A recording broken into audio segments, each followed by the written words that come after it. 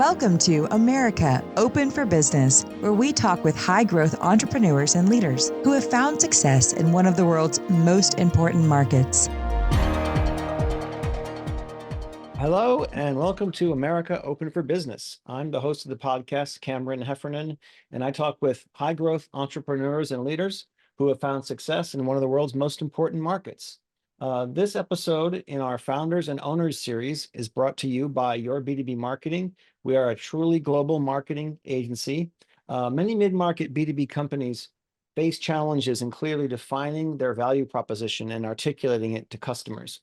So we help founders and leaders to understand what makes their products and services invaluable to customers and help them put that front and center. This enables our clients to focus on company growth and new market entry, not marketing initiatives, and realize the best and highest use of their time. Discover how we can drive your expansion by visiting yourb2bmarketing.co. That's .co, not .com. And speaking of not .coms, I'm going to introduce the founder and owner of Airgility, which is airgility.co. It's Pramod Reheja, and he is our guest today on the show. Pramod is the CEO and co-founder of Airgility, a leader in artificial intelligence and aerial autonomous systems based in the Washington, D.C. metro area. Pramod is a technology entrepreneur of over 25 plus years, an angel investor, a longtime member and past president of the Entrepreneurs Organization in Washington, D.C.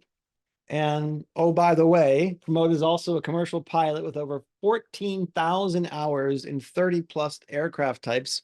Busy guy, okay? Pramod thinks of himself as half geek and half sales guy. He's passionate about how innovative deep tech technologies, particularly aerospace tech, can solve problems. And that's what we're going to probe a little more closely today. Please welcome to the show, Pramod Reheja. Hey, thanks, Cameron. Thanks for having me. Right, excited to be here and talk about all this. Thank you. So glad you could join us. So I want to see if you could take us back in time a little bit to the beginning of Airgility, how this got started, why it got started, and I'm focusing on specifically what problem you identified you were looking to solve. Yeah, sure. So, we'll go a little further back just to give context to how Airgility started. Yeah, so my co-founder and I started Airgility in 2000, middle of 2017. But both of us had been, completely different backgrounds. My background is really around entrepreneurial, some of the aviation stuff, but aviation and aerospace for me specifically goes back to, age 3, 4, 5 years old, where pretty much anything that flew was of interest to me. And I had pictures of airplanes and spaceships on my walls. I would say similarly for my co-founder, I think he was flying remote control airplanes when he was about 5 years old with his dad. And then fast forward to 2017, when we started the company, he was a faculty at the University of Maryland and was a pioneer there in their own department of learning, teaching students how to design, build, and fly UAVs or drones. And myself, I kind of transitioned over to what I would call the sales and marketing world and became more of a sales and marketing guy, although my background and roots is all engineering and aerospace. So it was a nice combination. And the problem we were trying to solve when we first started the company was building a delivery logistics vehicle that could deliver something anywhere in any kind of environment. It incorporated sort of this vertical takeoff and landing and fixed wing capability, which just gave it, immense breadth. But as we went on, we kind of changed course and pivoted, and we could get into that a little bit also. But we started out with trying to solve one problem and ended up solving another problem. So, okay. And the beauty of it is the beauty of it, though, however, is what we're solving for now can be applied to what we were originally trying to solve, and that it can be applied to that same mission set, we'll call it. So, what are you guys trying to solve now? Yeah, so we eventually, as we kind of went down the journey of what we were doing there, we were fortunate enough to get some funding and get some small contracts with, at the time, the Department of Homeland Security, where they said to us, and we were one of many applicants, probably a few hundred, and we were picked to be part of this smart cities project where they said, hey, we would love to roll out new technologies to see how we can improve public safety in cities. And drones is just a piece of that. There's other components to it, of course, as well. And they said, look, what we're seeing is there's not a great solution for a drone to be able to fly into an austere environment where you don't have a GPS signal and be able to, and maybe the environment is dark, maybe it's a natural disaster and there's rubble everywhere, and we've got to go see who's alive. That's just one example. Yeah. And so we would love for you guys to develop, this is what they told us, a solution that is an autonomous drone that can fly in a GPS denied environment. So not an easy problem to solve, not something we were necessarily going down the path of, but they happened to really love our designs and thought that our approach to things had some legs. So we did what I would call a blue ocean exercise. So for any of our listeners, if you've ever heard of the book Blue Ocean Strategy, we did our own exercise around this to figure out blue ocean, red ocean, that sort of thing. And what we discovered as we did that sort of strategic analysis in-house was that what we were trying to do initially, the problem we were trying to solve was more of a red ocean. Everybody was trying to solve that problem. Millions of dollars were being thrown at it by Google and Amazon and stuff. And our chances of doing anything there, surviving past a year, were slim, unless we raised just tons of money. And this problem that we were trying to solve with DHS in terms of flying indoors and flying in GPS denied environments, much tougher problem to solve, but much more of an opportunity space, much more of a blue ocean. And not to mention that the technology, whatever we develop, could be used, outdoors and back to that delivery mission that we originally thought about and logistics mission. So that's kind of how we pivoted and went down that road. And it was really driven somewhat by what I would call product market fit in terms of the market looking, to solve a problem, but also driven by quite frankly, money as well. We were getting funding to help develop this, and we saw it as a good opportunity. Not to mention that when you start a company like this, and you do your SWOT, I'm sure if you're not sure what SWOT is, strengths, weaknesses, opportunities, threats. Regulatory risk is a big threat, and if you were going to fly outdoors at all, the FAA was going to be involved, the Federal Aviation Administration, and the government, and usually technology moves way faster than regulatory laws, and even now, fast forward 2017 to 2024, there's still a lot of issues with regulatory risk. So we took that out of the equation when we started to develop more of the indoor or technologies where you don't need to have government approval and need to be flying in national airspace and things like that. So that is that area that doesn't require FAA approval, a little bit easier for you to, let's say, navigate within or make things happen faster. So that's something you prioritize. Is that part of it?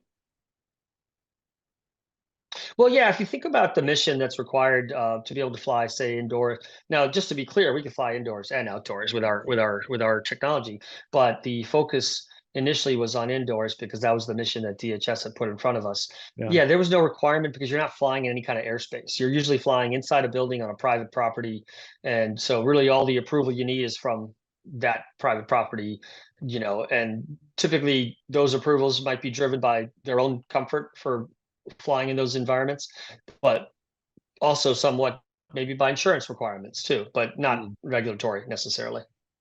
So could you walk us through a use case for your technology that's like, in a GPS denied environment and the use of a semi-autonomous drone or fully autonomous drone? What would be some scenario that you would your technology would be applied to? Yeah, sure. So in the commercial world, think of all the infrastructure that's out there from power lines to cell phone towers to even underground subways, as another example. And one real life example would be in the DC metro area. We have something called the Metro System, and it's run by the Washington Metropolitan Transportation Authority, and essentially, they're building new stations, and they have to inspect certain areas of these stations and these tunnels that where the trains go through regularly. And so one application use case is, hey, instead of having the human walk down the train tracks a mile to go look at something, let's have a drone go do that and come back to us. And then if we need to, investigate further or take care of something physically, we'll do it. But we could save a lot of time by just having the drone take care of the visual inspection. And so we could watch it, sitting at our ground control at our station, in a, to see what the drone sees essentially, right? Right. And that's one use I would call that a commercial use case. And then there's the government use case might be, we need to go into this is absolutely a real example is, there's a building and there's some bad stuff happening in the building and we need to go in there and figure out what's going on. And Mhm. maybe instead of risking human life, let's go ahead and send in a drone to be the first set of eyes on what's going on and get some intel before we actually send in people to take care of whatever needs to be taken care of. Okay. As another example that this drone could work very well with. Why? Because it's, as you mentioned, it's autonomous. So I can literally press a button and have it go in and fly and start exploring on its own. Or if I have a specific place I need it to go, I can go ahead and press that on my user interface, say go there, and it'll go there, on its own, and it doesn't need GPS to do that. Okay. And in those cases of the let's say the disaster recovery or the investigating, I don't know, a live threat of some type, would would the drones be used by municipality? Absolutely, could be. Yeah, yeah. Pretty much these days, I think most government agencies, whether they be federal, state, or local, are many. I don't want to say all. It's still a very wide open market. There's it's becoming more ubiquitous to say I need a drone to do things with. The New York City Police Department is one example of a what I would call quite far along in terms of their usage of technology and drones for for, like you said, either it could be an active threat, it could be just let me just go get eyes on something, just because we need to inspect it, whatever the use case is. Okay. Sure. And your product, when I think of what you do, I guess I should think of it more as you're as a technology provider rather than a specific, specializing just one narrow kind of product or service, because it sounds like at the beginning, entities came to you and could you work on this solution, and your team and your smart people go back in the lab and kind of come up with what that might look like. Is that an accurate way to describe what you do? It can be, yeah. So we have done some of that, but we have now kind of gone down the path where we've become experts and have really niched on autonomy and AI specifically for what we call aerial robotics, meaning, Hmm. something that flies and has a level of autonomy that makes it somewhat independent, and hence why we call it a robot. And so because robots in general should have some intelligence, right? And so this has fairly good fairly good level of intelligence in a flying robot. So to kind of make that as simple as possible, we are a company that builds flying robots, and we do the hardware and software to make that entire system work. But we're very open to also working with other companies that build hardware but don't have any brains, and that are like, hey, I have a drone that flies, but it could really use some autonomy and AI, and we'd love to partner with you on that. So that's potentially a good collaboration for us, as well as we start to really open up our software to the world, and kind of be more of an enabling technology, and be the, as I'm sure you've heard the term, the Intel inside. We want to Right. be the AI inside, or AI, where AI stands for Agility Incorporated, and also stands for AI, Right. artificial Okay. intelligence, right? So Okay. So aerial robots, I hadn't heard that phrase before. How big is the space going to become? Well, I think robotics in general is just a growing space. And if we look at any kind of numbers given, put out by any type of entity, big, McKinsey, or even a lot of the analyst firms, it's definitely a growth industry. And specifically aerial robotics, being a component of that, is growing significantly as well. And we're seeing that adoption pretty much all over the world, actually, in both commercial and DoD. And if we use an example, really, the Ukraine-Russia conflict is a perfect example of seeing aerial robotics start to take shape. They started out with, if we go back 2 years almost to when the conflict started, duct taping things together or putting something on a drone and making it fly. And it's gotten to a point 2 years later where, now you've got swarms and things like that. So the nature of warfare, if we just zero in on that for a moment, the Mhm. nature of warfare has changed forever, right?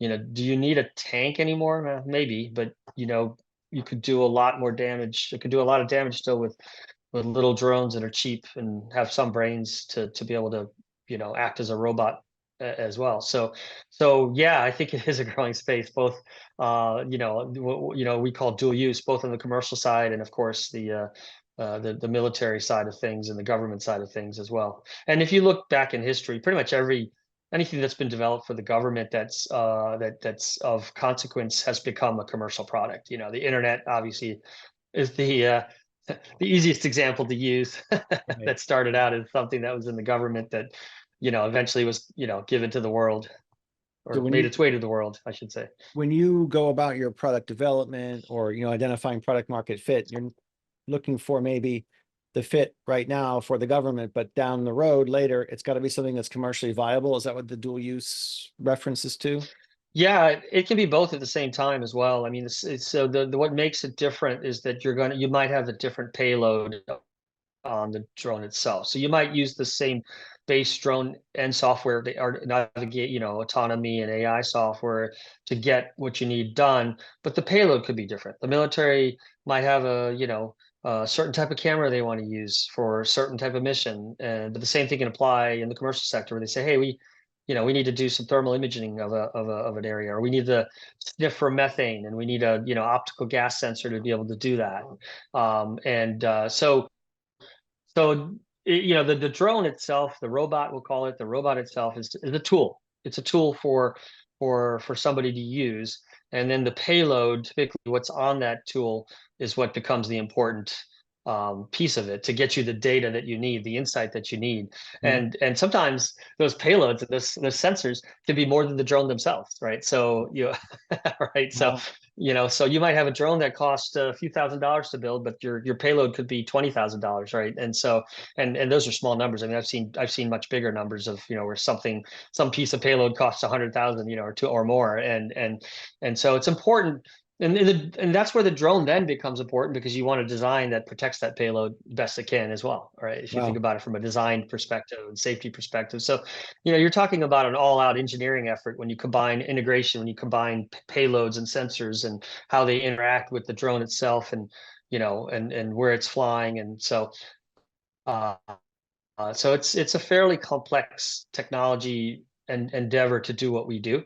Mhm. And the end result is that it could be used in many, many different use cases, just like you asked. Can you give us a sense for the size of some of these different drones for different use cases, and how big are we talking about? What's the range?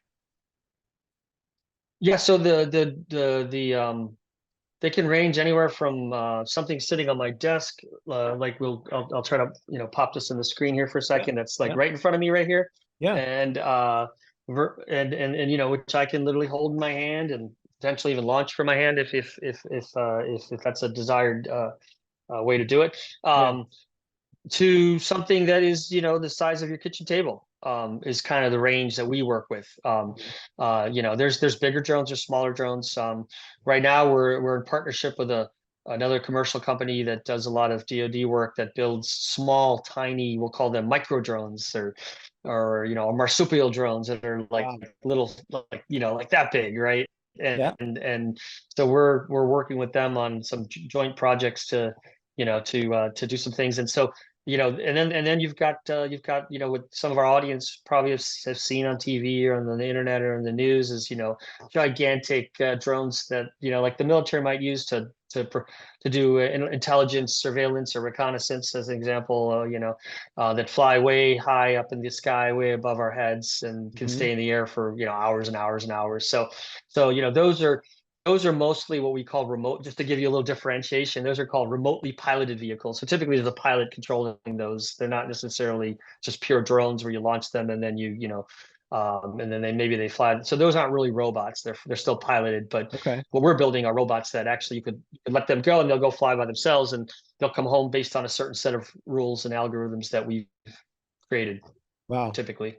Or they'll complete the mission, they'll land, whatever the case is.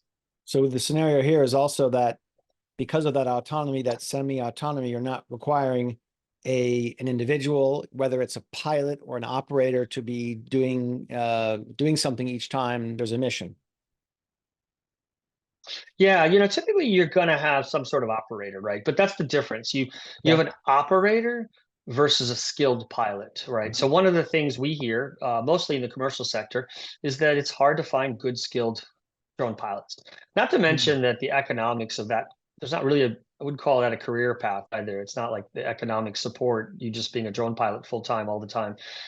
Maybe in some cases you do. I don't want to paint that as a complete general statement, because Mhm. there are companies that are going to hire drone pilots and pay them quite well. But let's say you need a lot of drone pilots, then the economics becomes harder.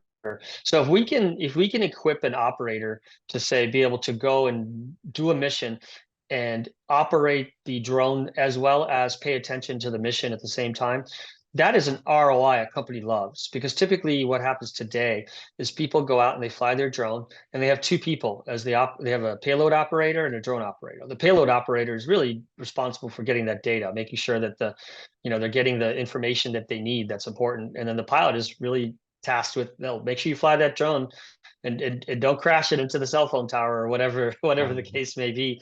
And so companies love it if you say, hey, you don't need two people, you just need one, because the drone essentially flies itself and the operator just has to press buttons to make things happen. They don't have to be sitting there paying attention the entire time like a manual drone.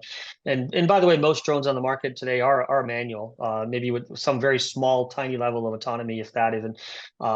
And so the next stage of evolution for drones is robots, aerial robotics. And that's, again, going back to your question about what that differentiation is. You're adding autonomy and AI to it so that the drone can actually do some things on its own and help and really become what I would call take the workload off that operator, become really an extra body, almost an extra person. If we make the comparison to generative AI that's taken the world by storm in the last year, it's kind of like that. You've got almost another person working for you if you use generative AI properly.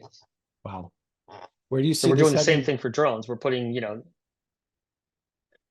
well, I see the world as a whole, and kind of embracing drone technology, and I think it'll completely continue to become even more ubiquitous, and you're going to at some point. Yeah, I don't think this is going to happen as fast as we think, but it'll happen where drones are flying around over our heads and they're doing things, and it's probably going to be if you look at the news, as already Walmart is delivering product via drone, and I think Amazon is doing some limited stuff too right now. So it's happening. Medical deliveries are starting to happen as well, where you're going, let's say you're in a city and you need to deliver something from one hospital to another. It could be medication, it could be blood, whatever. And instead of sitting in traffic for 2 hours on the Beltway in Washington, D.C., you might be able to just fly this drone point to point and be there in a matter of 20 minutes or 15 minutes versus, an hour and a half or 2 hours. And so there's definitely an ROI.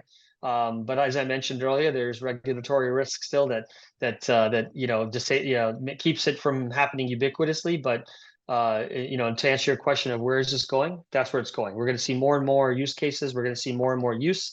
And this drone will become just another tool at some point. It'll become, a tool that a company has in their arsenal for all the different things they do. Whether companies own trucks and they own ladders and they're going to own drones, and we already are seeing that they're growing their drone fleets already. So, Do you see uptake happening faster in other parts of the world, or is America on the cutting edge of some of this, or depends?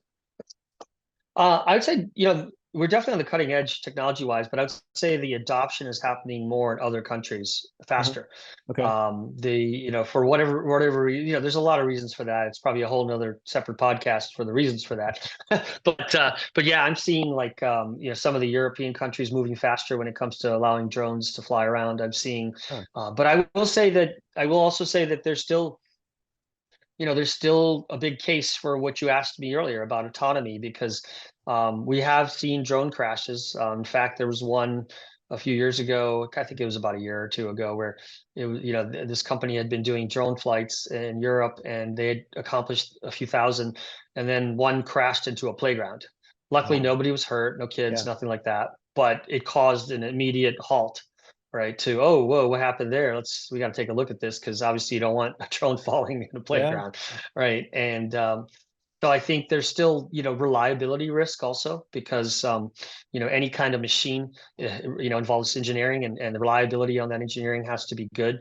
And so there's still a reliability, sort of what I would call reliability hurdle still as well, Yeah. that needs to be overcome. And so yes, I see the future is very bright for this industry, but I don't think it's going to be straight line. It's choppy. It has been choppy, and it's going to continue to be choppy in terms of where, how we get to where we go to. And that's probably no different than any new technology and new industry, as well. If we go back to Geoffrey Moore's Crossing the Chasm, there's cycles we go through to get there. Yeah. I think of just, autonomous vehicles on the ground have enough hurdles, and you got the extra complexity of being several hundred to several thousand feet in the air. It makes it that much more difficult, that many more bodies to work with. A lot of the rules and regulations were set up at a time when, they were thinking first about hot air balloons, and then aircraft and helicopters and all that, how quickly it's shifted. I'm not sure that the regulation can keep up with the pace of technology. Yeah, and it has not, and I don't think it ever will. But as long as we keep making progress, then we'll see more and more use cases and more uses, and businesses will flourish in this industry. Yeah. How do you manage to kind of juggle you're at heart, you're an engineer, you're a tinkerer, you're a pilot. How do you balance that with the need to get out there and run a company and be a leader and be a business person at the same time? Yeah, and I would say on the engineering side, I no longer, while I have the engineering background, I'm not the engineer. I'm not sitting in the lab and tinkering and all that. I love, meeting with our team and all that, and talking tech and seeing what they're up to, and then asking all the questions I need to ask, and that's a lot of fun. But no, I'm no longer really. I like to call myself more of a sales and marketing tinkerer. I'm kind of a geek when it comes to all the different things we use, the tools and the CRM and all that sort of thing. Yeah. So I'd say most of my time is spent with FaceTime. I'm mostly in front of Mm. customers, prospects, partners, collaborators. That's where I'm going to spend most of my time as a CEO. Okay. Well, there's people just like you listening to this very podcast. So would you share maybe one nugget or a thing that's worked for you guys in getting responses, getting feedback, getting meetings, whatever it might be, to kind of move the ball down the field? Yeah, I mean, there's probably a couple bullet points there that are good take home things. I think one is, sometimes we question how we use. I think this is all of us as human beings. We question best use of our time, I'll call it. Yeah. And I would say one thing that I've always questioned, but has always kind of paid off, is going to industry conferences in person. Whether you spend money to display, whether you know, um, pay for the whole conference or just get a hall pass or what have you, depending on your budget. I think just showing up in person is a big deal. And a lot of deals get done, a lot of relationships get built just by showing up in person. So that's one thing I think that's been really helpful to us, from a marketing and sales standpoint, and business development sales point, is just showing up and introducing ourselves and saying, here's who we are. And that's one. Yeah. Two is really being open to conversations. Mhm. Again, we try to guard our time and make best use of our time. But I think one value I live by is to always be open, to listening. And so if somebody approaches me and says, hey, I have an idea, or I'd love to talk to you about this, I'll always have one call meet and greet to see what it's all about. And if there's some legs there, we'll continue talking and spend time on it. And if not, then we'll just say, hey, this was great. Timing's not that great right now. This may not be the best time. We'll move on, right? But I think having an open mind Yeah. really opens up business development opportunities. That being said, you have to be careful, and you can't say yes to everything, and you have to say probably no to most things. Yeah. But I think just having an open mind is key to developing those key relationships as well. Interesting. I love that aspect of the importance of still being there in person and meeting people and walking a trade show floor and shaking hands with people. And particularly in your sector where things are moving and changing so quickly. And there are people out there, investors and private equity people and venture capital firms that are really looking for their next investment, or family offices, and deal flow. From what I've talked and heard from people is that deal flow in the last 2 to 3 years has slowed down a little bit. The opportunity to look at really smart technology companies that are really innovating is as good as it ever has been. Yeah, I think the last 2 or 3 years, or 2 years really, specifically a year and a half maybe, that has been really tough from that deal flow perspective. Just going back to that uh, analogy to or reference to the crossing the chasm, yeah, we're going through some cycles right now where, companies are going out of business, companies emerging, et cetera, et cetera. And if companies will emerge, new ones will be born. It's just a continuous cycle, So yeah, it is, like you said, it's an exciting industry. Things move fast, things change every day. So yeah, showing up to in person as much as you can is super helpful in terms of growing the business, forming the relationships that eventually grow the business too. I mean, sometimes you plant seeds that nothing happens right away, but then a year later, stuff starts to happen. So you've got to plant the seeds as well. Right. Can you give us a Cliff Notes overview of blue ocean versus red ocean approach? Yeah, I mean, the Cliff Notes is really pretty straightforward. And I think the book gets into how you do the analysis and things like that. So I won't get into that here, but Okay. the high level there is let's say you're a business and you're looking at a new product line, or maybe you're just trying to start a new business. Doing an analysis of what's already in the market versus what you're doing, and figuring out your unique, selling proposition, I think is very, very important to figure out how to differentiate. And you may still end up with the conclusion of, hey, that's okay. I'm going to be like everybody else. I'm just going to do it better. That's okay. There's nothing wrong with that, but you're going to end up in what I would call then, just kind of going back to the high level of this, you're going to end up in a red ocean. You're going to get a lot of competitors, commoditization possibly, where everybody's competing on price, maybe, I don't know. And then, so blue ocean is more, hey, there's not as many players here. Maybe this is like I, using our specific example, harder problem to solve. There's no guarantee we'll solve this problem, but if we do, we're going to be, we're going to be in a nice place here, and we're going to have more what I'll call, although it hasn't been this always, but more smooth sailing, right, in the blue ocean. So, so that's really the Cliff Notes. It's really just doing an analysis, and there's different ways to do that. The book goes into it. Even just doing a general SWOT, strength, weaknesses, opportunities, threats, is super helpful. And it can take some time to do properly, depending on the industry. So you've got to have a really good understanding, and you alluded to it before, but you got to know your product market fit inside and out. Where is this solution going to be absolutely essential? Let's go there and reach out to those companies and those people.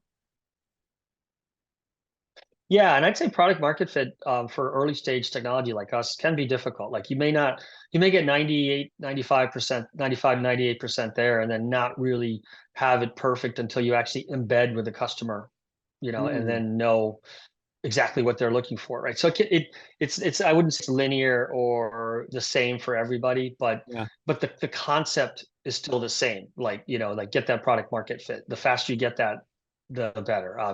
And I think that's fairly obvious. And then just continue to iterate and keep running faster.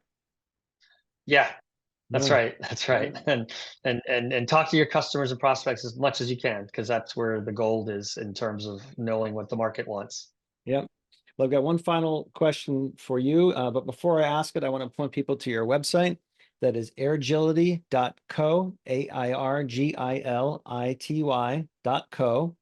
And my question is, in 15, 20 years, when they're about to introduce you at the UAV International Hall of Fame Awards dinner, what will they say about Pramod Reheja at that time? Oh, geez, that's a good question. I think I'd love to be remembered or looked at as a leader that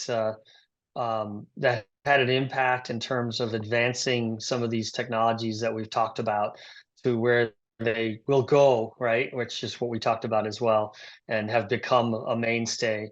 And I think that would be around AI and autonomy. So, really advancing those concepts. That being said, I love pretty much everything in aerospace. So, we don't know what the future holds in terms of other things that I'll do with aerospace. But yeah, I'd love to be recognized in that way as a sales and as a leader, not just in sales, but as a leader in the industry in terms of advancing, the concepts for the greater good.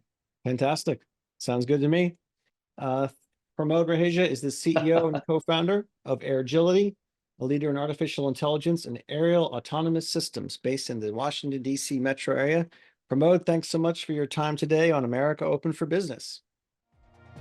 Thank you, Cameron. Thanks for listening to the America Open for Business podcast. We'll see you again next time, and be sure to click subscribe to get future episodes.